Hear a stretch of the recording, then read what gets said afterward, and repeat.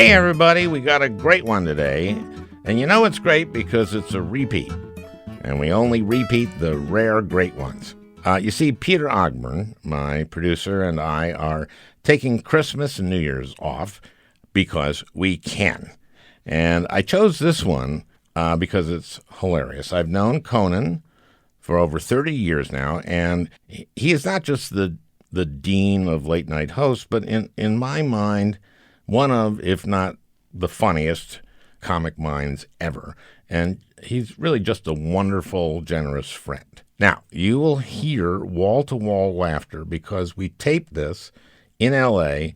at Conan's podcast studio with his crew, Sona Mosesian and Matt Gorley. Now, you heard Dana Carvey say on this podcast that laughter is the oxygen of comedy.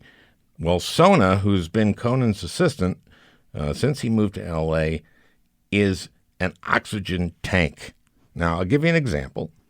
Conan and I were writers on SNL together, and this clip is from our discussion of our favorite sketches that did not get in. And here I'm discussing the sketch Fart Doctor. Do you have a sketch that you absolutely loved? I have several. One, and Fart Doctor.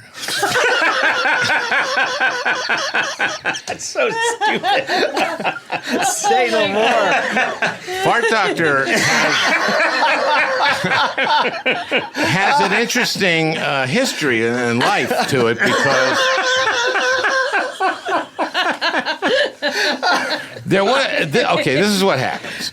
So Al Gore. What? I just want to tell our listeners that I have a pen and a pad of paper, and I'm trying to draw. I'm just trying to figure out how one thing goes to another. Like, how does Al Gore and Fart Doctor? And it doesn't work. I'm telling you right now, it doesn't work. Now, this next laugh is from the time a very drunk George Harrison was playing the piano up at the SNL offices very late on a Tuesday night. Now, Tuesday night is when the show gets written. I was a producer that year, so the writers were they would not work. They were just listening to George Harrison, a Beatle, play the piano. And after quite a while of that, no work was getting done, so I slammed a door and startled the bejesus out of Harrison, who jumped straight up in the air 3 feet, landed back on his bum on the piano bench, and then ran off. And Conan really has never forgiven me. He jumped. Yes, and I'm told it is 2 or 3 feet above the piano bench and then back to the piano bench. He jumped up back to the piano bench. He's been drinking, so he's startled, afraid, and he gets up and runs away, and I don't think ever returned to America. I haven't looked into it, but I don't think he ever returned to America. And I do get shit from few people who were there. But I bear you no ill will. He was very drunk, and it wasn't... I'm not a music critic, but I don't think it was...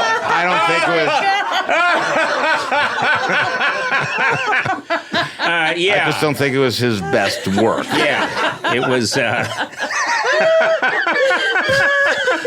Wheels on the bus go round and round, round and round. Wheels on the bus go round and round. All right, George. So give a listen. This really is a great one. I met you in 1988. 88. So that would be, my math is correct. Yeah. 31 years ago. Yeah. Wow, geez.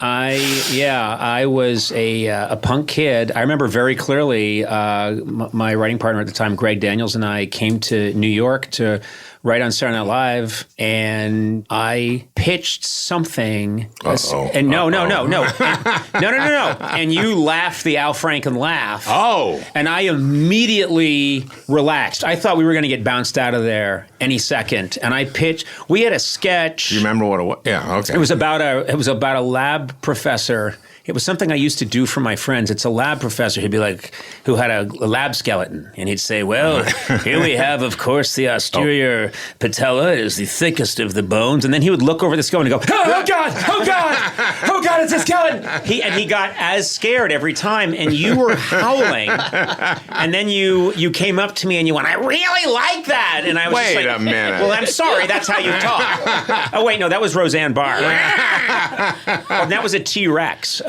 But anyway, you were a generous laugher with me right away. And I remember that feeling great. If people aren't laughing in the office, it's harder. Right. It's interesting, too, because everything would be based on, you remember this, the read-throughs that we would do at Saturday Night Live. And you did how many, I mean, if you add up all your years at Saturday Night Live, isn't it like 111? It's something crazy. I did 15 seasons, so we did 20 a year, right? Mm-hmm. That's 300. I've noticed so far you're really into numbers. I was good at math and science, and I'm a Sputnik kid. I was born in 51, and when Sputnik went up, my parents marched me and my brother into the living room and said, you boys are going to study math and science so we can beat the Soviets. And I thought that was a lot of pressure to put on a 6-year-old. Did you really thought it was up to you guys Yeah. in Minnesota? We were literal. Yeah. Literal and obedient. Yeah. And so my brother was really, really good at it and went to MIT. Mm-hmm. And I was really good at it. And I went to another school that was very well thought of. Yes, I've heard of that school. Yeah. And he became a photographer and I became a comedian. Yeah. But we beat the Soviets. You know what's nice? That you took that seriously, and then, the wall came down, the Soviets were defeated. Yes. And then Sona married one. Isn't that right, Sona? Yes, but he wasn't one of the Soviets you were fighting. Well, in a way, yes, he was. He was a child. We were fighting them. We were fighting them all. He was a child, and he was, grew up in the Soviet Union. Yeah, as a child. Then he came here. Then he came here. Yes. Okay. When he was 11. But Al, what I maintain is that when you fight the Soviets, you fight them all. And so, Tack, your husband, even as a small child. We were out to defeat Tack. You were saying Tack was the enemy. Yes, he was, and now he's not. He was a child. Well, so I disagree with that. He had a child's name. That I know. Yeah. I can't remember his last name. But anyway, so I came to Saturday Night Live, and I was so scared, and then got to know you and Jim Downey right away. And that's the thing about Saturday Night Live that I was impressed with is they throw you right into the deep end. There's no... You'd think that... What is the deep end? It's like you got to write a sketch. Is that the deep end? Yes. No, but what I'm saying is... You've got to do your job, the deep end. Okay. Write a sketch. Write a sketch. Funny. Go in and pitch to Steve Martin. Go in and pitch to Martin Short. Go in and pitch to... You've just come in off the street. I know, but that's like cool and a privilege. You're getting... Yes, I think being thrown in the deep end is a good thing. Oh, God, this isn't going well. I thought it was a pejorative. Okay. This is just not going the way I wanted it to go. Well, I had a couple of ideas. Uh-huh. Thinking back to the show, one is just... this is my show. Or Saturday Night Live. Which show? Which Saturday show? Night Live. Saturday Night Live. When you say to me the show, and I'm sorry, am I wrong, Gorley? If someone says to me like, "Hey, yeah, the show," I go, "Of course, Conan on TBS." Right. I think Conan podcast. Oh, that's interesting. Sona, what do you think when you hear the show? I know how you think. You think gigolos, don't you? Okay. Gigolos is no longer on the air, so that's tragic. I don't. Yeah, it's is a show tragic. about actual male gigolos. Is it like a dramatic show? I mean, No. is it acted out or it's a reality show? It's a reality show. It's That's what it's called. It's softcore pornography. I'm not Really? even kidding. Yeah, it's got a plot and it's got certain gigolos it follows, but it's softcore pornography. I'm sorry. Wow. How do you? Anyway, back How to does a show like that get canceled? Who said we're not getting any interest in the softcore pornography? I feel How like does that happen? I feel like the gigolos were pulling out. No, Bill Nye Science Guy came up against us and just cleaned our clock. How does that happen? I have no idea. I don't know. But Al, you were going to talk about Saturday Night Live. What are the ideas you wanted to talk about? Your favorite sketch that didn't make it. Oh, that's interesting. Isn't that like? Thought so. I don't know if it's my favorite. It's the one one of the ones that comes to mind. Or is the that, one that was most annoying to you that it didn't get on. Yeah, there was one. I'll tell this. There's the disparity between how it did at read through versus what happened to the sketch. So I had an idea. Do you remember Phil Hartman had a character named Mace? Yes, of course. And Mace was this. I don't know that I can access the voice, but this incredibly tough, toughest guy in the world. Like, I'm Mace. You don't mess with Mace. You're gonna mess with Mace, and I'm gonna. Phil Hartman, one of the great SNL players of all time, could do anything. The glue. Yeah, and he did this character that just was very funny, where he was Mace, toughest guy in the world, and so I had this idea that Mace is in his cell, and the scene starts with, a guard coming by, and he's like, "That's right, screw, keep walking around," and it's all how incredibly tough he is, right? And he's really tough. And then whoever the guest was that week, and I don't remember who it was, but let's just say it was Matthew Modine. They bring in. He's my go-to. He's my go-to. I always say, if I say look, if I'm ever murdered by, let's just say Matthew Modine. So then they put this prisoner in with him.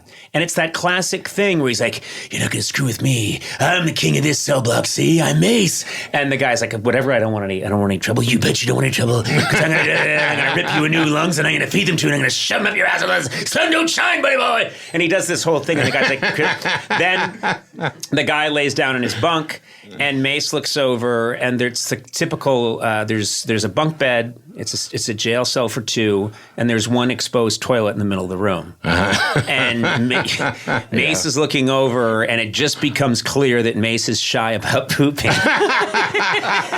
and so Mace is doing a lot of so maybe he's looking at the toilet, and he's starting to head that way, and the guy, Matthew Modine, is like, "Hey, if you gotta go, you gotta go." "No, I don't have to go." And then he's saying things like, why don't you go to sleep? You look tired. You should probably go to sleep, get a good night's sleep. That's the first thing you got to do when you get in prison. The guy's like, "Okay, yeah, I am a little tired." And he starts to go to sleep. And the minute he thinks he's nodded off, Phil Hartman goes over. And then this was something Greg Daniels added that was really funny, which is he starts peeling off little pieces of toilet paper and putting them. He's very fastidious. And then Matthew Modine would wake up and he'd be like, and so this thing was read at read through and killed.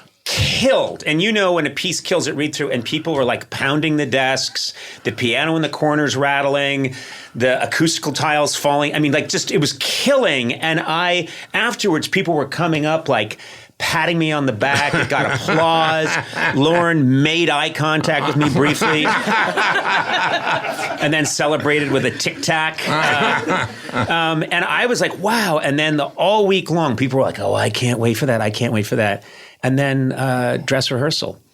And they start to do it. Not a laugh. I don't know what happened to this day. Not a laugh. And it happens sometimes. But the way there's a thing, Al, where in a sketch there's a trigger. It's the trigger that's supposed to set everything else. The wonderful, all the laughs that are to come need to be with that trigger. And when you hit that line and the trigger pulls and nothing happens, you know that you've got 9 more pages, and none of that's going to catch. None of it. And so I watched it just completely go down the drain. How about you? Do you have a sketch that you absolutely loved? I have several. One, and Fart Doctor. That's so stupid. Say no more. Fart Doctor has an interesting history and life to it because Okay, this is what happens. So Al Gore. What? I just want to tell our listeners that I have a pen and a pad of paper, and I'm trying to draw. I'm just trying to figure out how one thing goes to another. Like, how does Al Gore and Fart Doctor? And it doesn't work. I'm telling you right now, it doesn't work.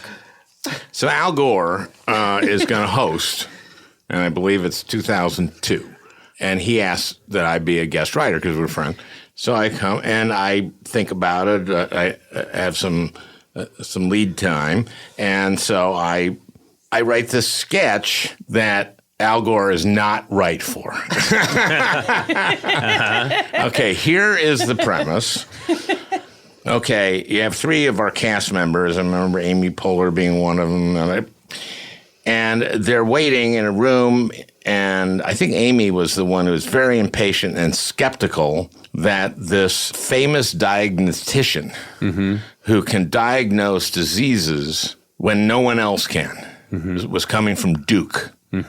And he's a little late, and she's kind of both skeptical and impatient, and there's one of the other doctors going like, no, I'm telling you, he's amazing. Okay. So the guy, whoever the host would be to play Fart Doctor, he comes in and he's read all the files, right, of all the different people. And so they bring the first patient in, and these other doctors cannot figure out what is wrong with this guy. And so this doctor from Duke says to the patient, he says, okay, I'm going to need you to fart. Oh, my God. And the guy says, what? I'm going to need you, to fart. And so the guy tries and does finally squeeze one off. And the doctor says, your mother was Silesian? Oh, my God. Yes. Did you have tabbouleh salad for lunch today? Yes, I did. You have, and then A very specific disease, and all the other doctors are going like, oh, of course. Why didn't we figure that? Oh, my God. That's brilliant. And the good news is that we know how to treat this, and you're going to be fine. And the guy is going, oh, thank you. Next patient comes in. I'm going to need you to fart. Skeptical, but farts. And he's going like... Skeptical, but farts. I'm glad that made it up. But just, if you're listening to this right now, and you obviously are, skeptical but farts needs to be repeated. Skeptical but farts. Never been said before. I forgot one beat. I forgot one beat is that after that first patient leaves, he takes out a little fan. Sure. Little electric, one of those little fans. Yeah. And clears the air. Yeah. Okay. So the second one comes in, and he goes like, very interesting. And like, could you fart again? And he takes out a beaker and collects this one because he wants to bring it back to Duke. Then another guy comes in, and he's just an asshole about it. Yeah. He's just a fucking asshole about being, asked to do this. Has to fart, and he just is just a dick about it. And finally he does it, and it's like, you know what? I'm going to talk to you later. And then he leaves, and he says he's a dead man. and all of them are kind of like okay with that. They just never liked this guy. Never liked him. Yeah. So then the last person comes in. This is the final patient. Comes in, and you have to fart. And the person really is very valiant effort and can't do it. It's just can't do it. And then you hear a fart, and he looks puzzled. And he goes like, wait a minute, that can't be your fart. You're half Austrian, and that just can't be yours. Well, and then Amy Poehler, the one who is so skeptical, says, that was me. Right. And he goes, we got to get you in a surgery stat. Okay, now that's a good sketch. Yes. Okay. So now this is... Wait, you pitched this to, you wanted Al Gore No. to be fart doctor? No. I knew that Al Gore was not right for fart doctor, okay? So here's what happens. I am not working at the show at this point. I'm doing other stuff. I just came in for Al Gore. But I'm going like, I've got a fucking gem here, fart doctor. And so while I'm not there, I'm going to submit it for read through, which is not a good thing to do. I mean, if you're not there, and if you're not there and you submit it for read through, sometimes the writers that are there can feel right that they resent it maybe a little bit, and they want their thing in. Yep.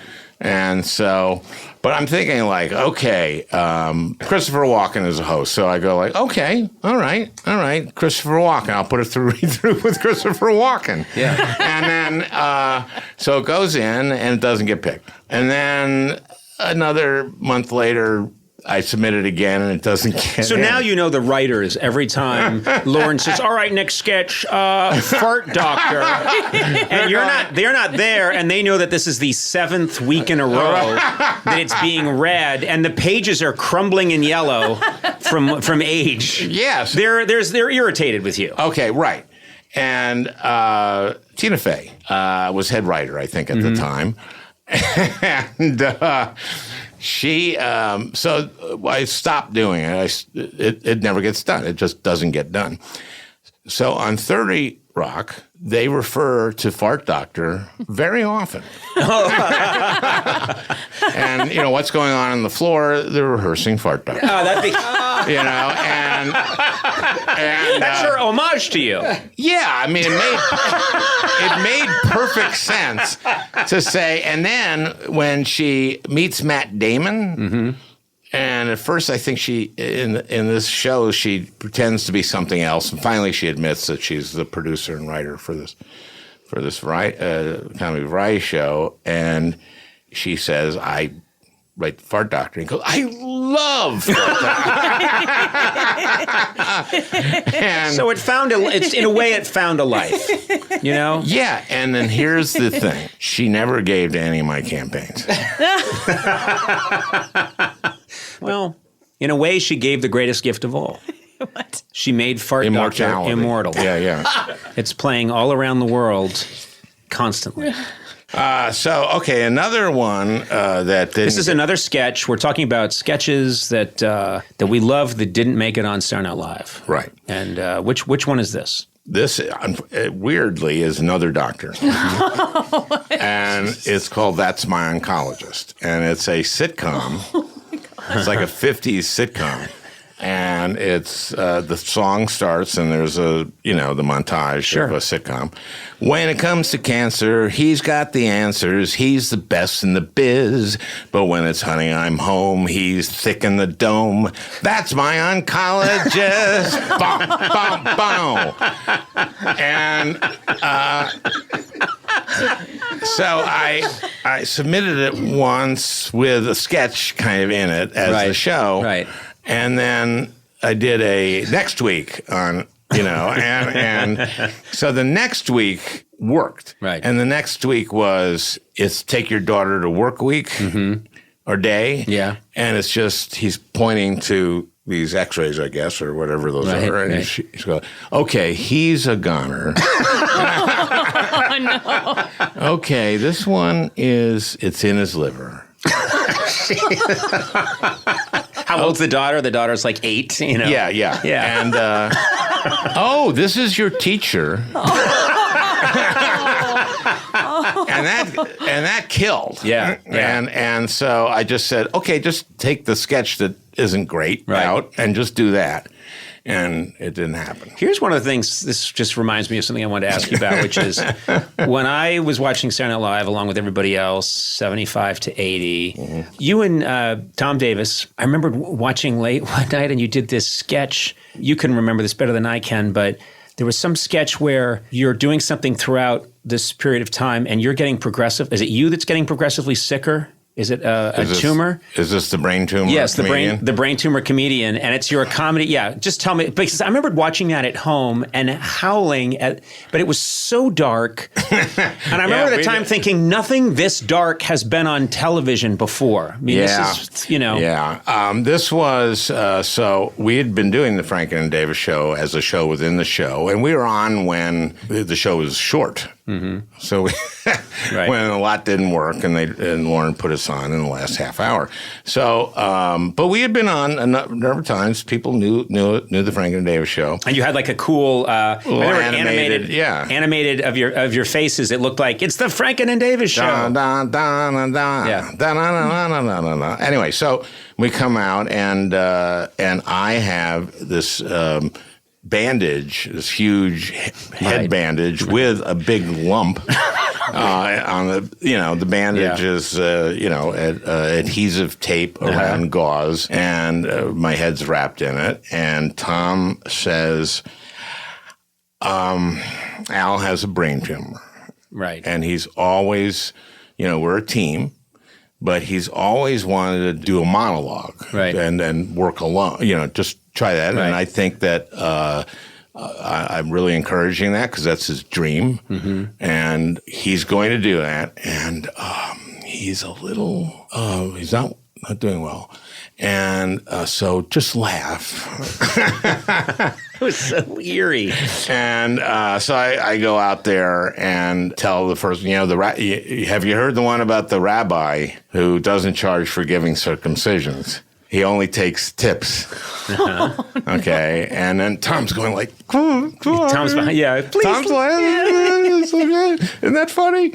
And then from then on, the punchline is always, he only took tips. And Tom is trying to encourage people to laugh. And then, and at one point I start to clearly just lose it, and I'm almost about to pass out, and he has a sponge and some water and just starts sponging my face. I have a memory, which I love to tell people, that stars you. Mm-hmm. And I think, is this Harrison? Yes, word gets out. Word gets out that George Harrison's in the building and he's down in Lauren's office. And I don't think you can be a bigger Beatle fan than myself. I know everything about them. I know the instruments. I know the chord changes, the whole thing. You know the names of the songs. Yes. I know some of the names of the members. Get hazy on the bass player, but. We're there and we're thinking, are we going to see him? Are we going to see him? And then finally George comes down the hallway and we're all in the writer's room. And he comes in, and I remembered he had been out partying with Lauren and he was a little tipsy. And Lauren had gone out to dinner with him. Yes. So, and traditionally on a Tuesday night, now this is Tuesday night. The show gets written on Tuesday night. And we stay up all night. We stay up all night, but it really, starting... 10 p.m. or something, things are actually starting to be written. and so, first of all, George Harrison shows up at around 8, and they go to dinner. Yes. And they don't come back until like 10:30. And Harrison's really drunk. Yeah, he's tied one on. And this is what I remember very clearly. He walks in, we all stand up. He comes into it's double doors into the writer's room. Writer's area. Writer's area. And he's standing there, and he's sort of weaving from side to side, as one does when one's had a lot to drink. And he said, "I'm sorry, I'm pissed as a newt." I'll never forget that. He went, "Sorry, I'm pissed as a newt." And then he said, "What you all staring at?" And we were all staring at him. And... then he looks over in the corner and he sees a piano, and he goes over and he sits down at the piano and he starts to play the piano. So a Beatle is in a relatively small room with us playing the piano. Making music. A Beatle is making music, and all of us are transfixed. And I think he plays for about 20 seconds. No. Less. Maybe. More. Okay, more. All right, whatever. I'm being controlled. He plays more, but he plays for a while. And then you come out of your office and you said, quiet! Okay. And then he gets startled and he gets up and scuttles away like a hobbit that saw an ogre. He's like, gets up and scuttles away and you go back in your office. Did that or did that not happen? A version of that. This is what happened, actually. First of all, he played for a lot longer than you remember. He played for a long time. Yeah, not many people when a Beatle is playing go, hey, let's pick it up. No. Well, the point is we have a writing staff. We have a show that gets written now, and, it's like 11, and he's playing, and quite a while. Who the fuck cares? Okay. What is it? So that, a special today, this week, Rue McClanahan is on the show. Who cares? The show could have sucked that week. Who cares? We could have sat there for 6 hours and listened to George Harrison play and then just turned in, it could have been a whole show of one fart doctor after another with Rue McClanahan. I didn't think of that, but this is prior to the existence of fart doctors. I see. Okay. Okay, so I had a role that year, which was, I think I was some producer. Yes, I was responsible. You were being responsible. Yeah, and no one is going to leave that room and work as long as George Harrison is playing the piano. You have no one on your side in this room. I know. And I'll tell you something else. I think also that you had been working on the show since 75, and George Harrison had been around the show a lot. So you had spent a lot of time with George Harrison, whereas this was my I hadn't spent a lot of time with George Harrison. Met him a couple times. I thought you guys used to go antiquing. No, we used to go to listen to light jazz in a gazebo. What? But here's the thing. I didn't say quiet. I went to Phil Hartman, and I said, and my office was very near the piano. Yes, your office was the closest 10 feet closest office to the conference room and the piano. Yes, Yeah. I'll verify that. Yeah. So I say to Phil, watch this. And I go into my office, so I don't see Harrison's reaction, but I'm told later what it was.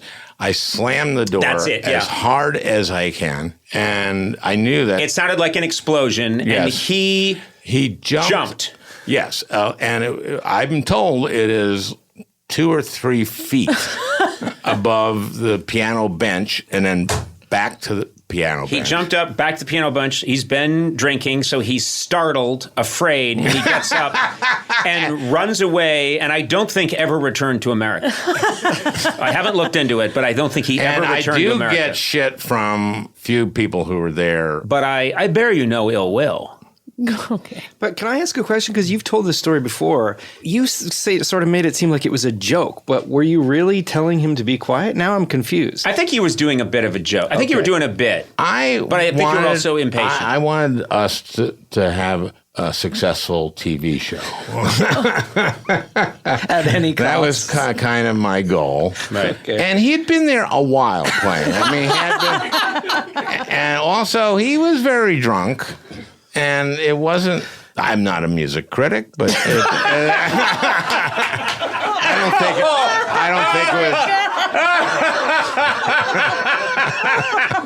I just don't think it was his best work. Yeah, it was. Wheels on the bus go round and round, round and round.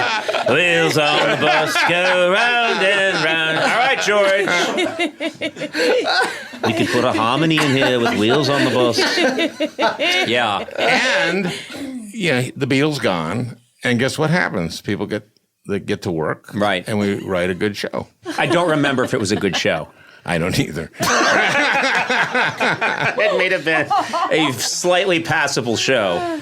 But no, you are, I will say, absolutely fearless. I remember you not being intimidated by massive stars and just going right in. And I mean, were you always that way? Were you like that in 1975? Were you ever a scared pup, or do you have any memory of that first show? Like how scary it was? We're doing a live show. Will this even work? Will this? It was very unlike what the show became, because we had, I think, 3 musical acts or something. And you had Muppets too, I think. Oh, we had Muppets. We had a music act. The hit was Chevy and Update. Yeah. And the show didn't become the show until, it started getting more like what it was. And Lily Tomlin, I think, was the first show that seemed like one of the shows. But, it was George Carlin, I think, did 2 monologues or something. It was like Midnight Express. Yeah. But with more comedy focus. I always try to point this out to younger people that are interested in comedy, is that nothing is what you think it was at the beginning. And a good example of that is watch A Simpsons from the first season. First of all, Dan Castellaneta, who does Homer, his take on Homer was that he should sound like Walter Matthau. And so it's a lot. If you watch the early ones, it's boy, now come here, boy. I'll get you, Doe. Well, Marge, we better. I mean, it's not. And the pacing is completely different. It's radically different. And I always tell everybody that nothing, people tend to think that everything just springs out perfectly, and that never happens. I mean, I think a good show is a living thing. I know that, Lorne has told me that, people used to say to him, starting with the second season, well, it's not as good as the first season. And he would think, no. Saturday Night Dead. Yeah. It was like, they started doing the Saturday Night Dead joke probably right away. second season. Yeah. I guess it's that. It was like Arthur Miller or something said that, he wrote Death of a Salesman, and everyone was like, oh my God, this is the best thing ever. And then later on, he'd write his other plays, and people would say, it's not Death of a Salesman. And then he'd write more, and they'd go like, it's just not Death of a Salesman. And then finally, late in his life, he'd write something, and people would say, we've been thinking about it. Death of a Salesman isn't that good. Actually, it was really good. It's really good. Yeah. No, I know. But just if you stick around long enough, they'll pick everything apart. I do my podcast alone. I'm there's nobody in the studio with me except a climate scientist is on, and we're talking about, obviously, global warming and what we need to do. And he gets into the underdeveloped world, the poor countries of the world, the third world countries, and when their economies expand, that they're going to have to kind of skip a generation of energy. They're going to have to skip coal and go into, carbon neutral fuel and that kind of thing. And I said, well, how could we just get these countries not to develop? And he didn't laugh. He thought,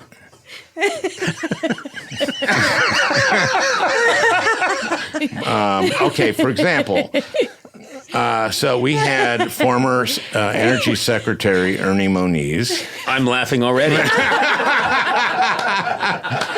And he's on, and he's a great guy. And he actually negotiated all the technical aspects of the Iran nuclear deal. He's a brilliant, brilliant guy. He was the head of the physics department at MIT. And we're talking also about climate. And we have this discussion about whether natural gas is a transition or not. There's controversy about that. And he says it is. And he says, for example, I work with Southern Company, which is this big utility in the South. So I say to him, you're working for the man.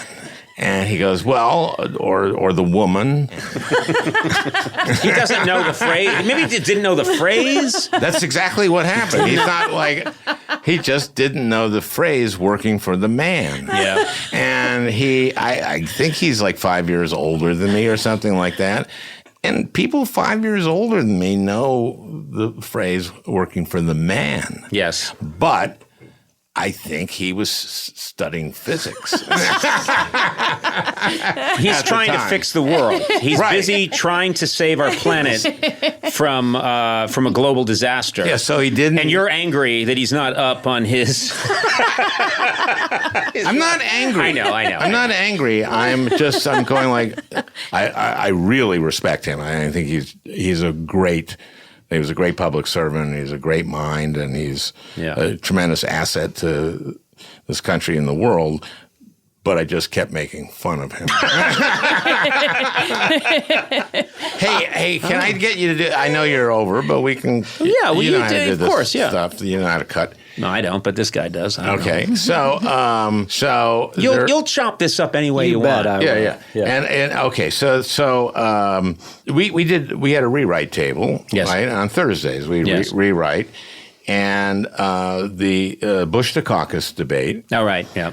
And for those who don't remember, Dukakis was probably about 5'6" or something. Yeah. And Bush was like, I don't know, H.W. Bush was like 6'1", 6'2". Yep. A lot in the news that Dukakis was, could he stand on something? Right. And A the box. camps were going back and forth like, well, it can be one apple box, but it can't be two. Maybe it can be one step, but not a step and a half. And they were negotiating. That was in the news. So we're looking for a joke, some way to do this. And we get it from Conan only because he does sound effects. Right. Or this sound effect, which is a hydraulic lift. Yeah. So if you look at the piece, It was John Lovitz's Dukakis. hilarious Dukakis, and he kind of gets behind the podium, and you see him like get ready, and for it. I remember pitching this in the room. Yeah, and then then it goes up. It kind of, I can't do it. I'm going to have you do it, and then it goes too high. Right. But it goes like a. He has like a lever, and yeah. No, he doesn't have a lever. Maybe he did. Someone Someone else is doing it. Someone else is doing it, but he is. He played it so beautifully because he is trying not to. Dukakis is trying not to react, but he goes up. He's too being high. humiliated, and he's trying. So what I did in the room was just like, well, what if he gets behind the podium and then you just hear and grinding of gears and ching ching ching like an elevator or something. Well, it kind of comes up and then it goes. Goosh. Yes, and then and Al was doing that laugh. Yeah. And that I was happy that day. That was a day where, because I used to go back to my apartment, which was in Williamsburg, Brooklyn, and this is Really? 1988, and this is back when again, things are not what they were. Williamsburg, Brooklyn in 1988 was a scary place to live, height of the crack epidemic. It's not the Williamsburg of today where there's just... And why did you live there? I know it was less expensive than living in a safe I didn't know place. anything. And also, I had not lived really in New York before. And I was coming from Los Angeles where I had started my career. And I didn't know. And so I had a friend, this woman, Lynette Cortez, who over the phone... I said, I just need to find a place to live in New York. I just got hired at Saturday Night Live. And she said, come live. I have an extra, I live in a townhouse, and there's a room here that you could have. And I live in Williamsburg. And I was thinking colonial Williamsburg. I really was thinking like gas jets and cobblestone streets and people churning butter. And I said, that sounds fantastic. And then I got my brother Neil to drive me, and we showed up in early February of '88, pitch black, freezing, and we get off the Williamsburg Bridge and start heading south. And then we get off, and it's just looked like one of those post-apocalyptic movies of burned out cars, and all the streetlights were dark. And someone said later on, they told me, yeah, the crack dealers shoot out the streetlights. Oh. So everything was dark. Smart. And I keep thinking, what is this? We got off on the wrong thing. And my brother Neil is saying, no, this is Berry Street. This is, and then finally the car starts to slow down. And he goes like, yeah, it's 242, 240. And I'm like, no, this can't be it. This can't be it. And then he comes to a stop. And it was a scary, scary place to live. And I remembered coming to work one day, And I used to take the L. I had to walk 8 blocks, I think, north to get to the end of the L. I went and got fry boots with giant heels, and I would wear a trench coat because I thought that it would make me look tougher. And I would have a cigarette coming out of my mouth because I thought this would make me look tough. But I looked like just six. Not a tough look. I'm not a tough looking guy. And It's like 2 kids in a raincoat. Yes, exactly. I looked like a 1930s movie where 3 kids try and get into a movie as an adult. You know, quiet, you're on my shoulder. Shut up. We'd like to see the movie. It was terrifying. And then I came to work, and I remember you were just listening to us chattering, and you're doing something, and then you just heard me say, "Yeah, no, I just came in from Williamsburg," and you went, "What?" You went, "You in Williamsburg?" And I went, "Yeah." And he said, "You got to get out of there. You're gonna fucking die." Yeah, I did. And how long? Did it I take was you not to- there long. Right after you told me that, I got out and I moved to 18th Street. Yeah. Yeah. Okay. So thank you. You saved my life. Okay. Well, there you have it. Yep. There you have it. You know what? This has been a joy. It's very nice having you here and laughing our asses off. And let's do this again. This is really fun. Yeah. What do you mean? But what was that? That wasn't. I'm trying to. No, I was going like I wonder when we could do it and how you do that. Do you do that? You had Dana. Yeah. And there was a couple. It could times, happen right? again. You know. You never know. Okay. Yeah. Okay. Good. Yeah. Well, what a terrible ending. It's an awful ending to an interview. Just to sort of I think it's like a little, like a wind down. It's a wind down. Yeah. You think? To be continued. Isn't that To be continued. Yeah. Not a way you want to Yeah. do it? Your voice is getting really. Good night, everybody. Al Franken, thank you. Well, I hope you enjoyed listening. That beautiful music is by Leo Kottke, the great Leo Kottke. I want to thank Peter Ogburn for producing this podcast. We'll talk again next week.